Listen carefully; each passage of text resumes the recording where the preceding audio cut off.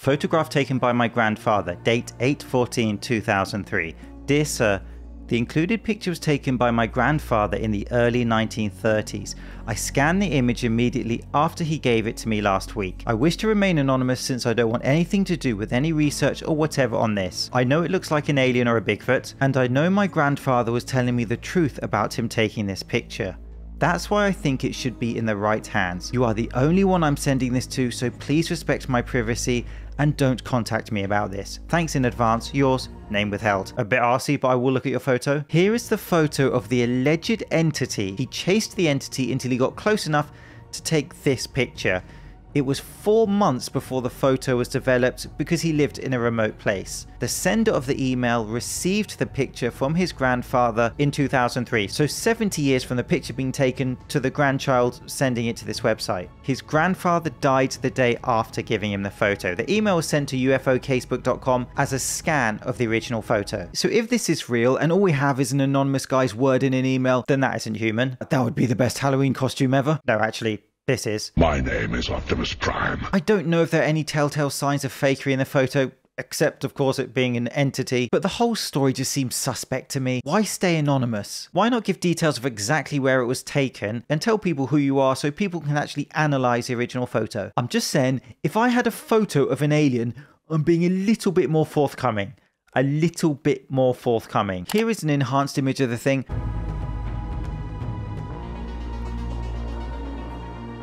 And here is to channel UFO sightings daily using an AI tool to try and clear up the image.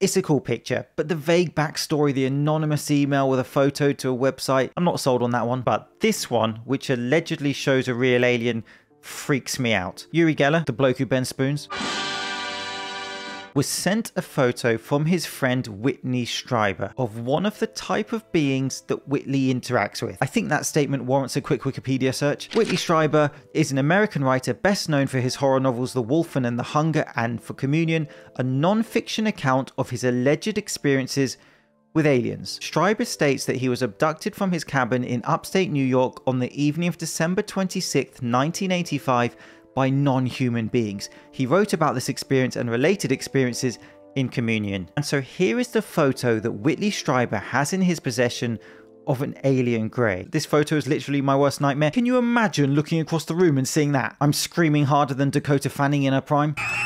And Uri Geller is very clear what adds to the authenticity is the lack of clothing. Just how I like my aliens. No, this image is said to have been taken by a security guard in the basement of an abandoned building in Nuevo Leon, Mexico in 2004. Just a security guard walking around an abandoned basement, what could go wrong? Unless this is a brilliant fake, it might be. When people look at this image, it's going to be looking back at them. Quite amazing. What do you think?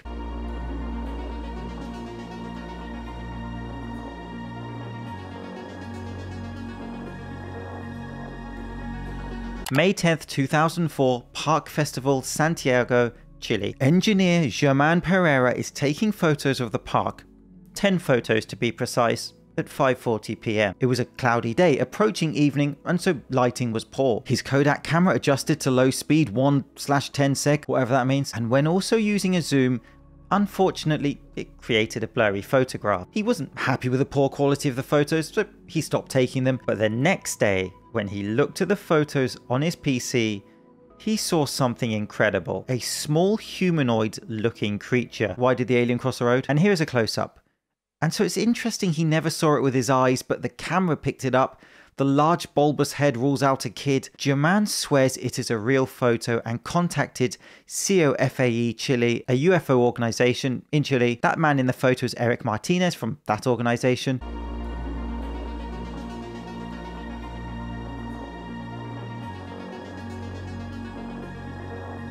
Explain that one.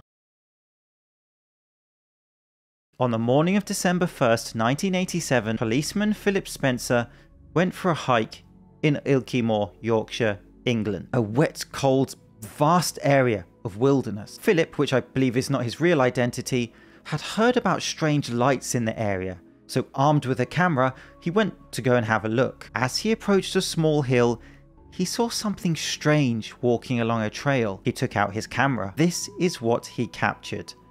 It is hard to make out from the original image, but when you zoom in, you can start to make out features of this being. And then when you adjust the colour, it really starts to show what he captured. He then chased it. Finally, someone actually chased the thing instead of just holding a camera like they're on a roller coaster. When he lost track of it, he hurried to a local village, but noticed he was missing time. He later learnt through hypnosis that he was in fact abducted. And here's the weird thing, because the instant reaction is this is a hoax, but he sent the photo to Kodak Laboratories in Hemel Hempstead, where they confirm that the picture is authentic. That being is not superimposed. What you see in that photo is what he took. Was there analysis? What the thing is, they can't say. Do you really need me to shout it at you, Kodak Labs? The thing is estimated to be around 4 foot tall based on analysis of the picture. This is what Bruce Maccabee, optical physicist with the US Navy, said about it. I had great hopes that this case would prove definitive. Sadly, circumstances prevent it from being so. He was referring to the grainy nature of the picture. What do you think?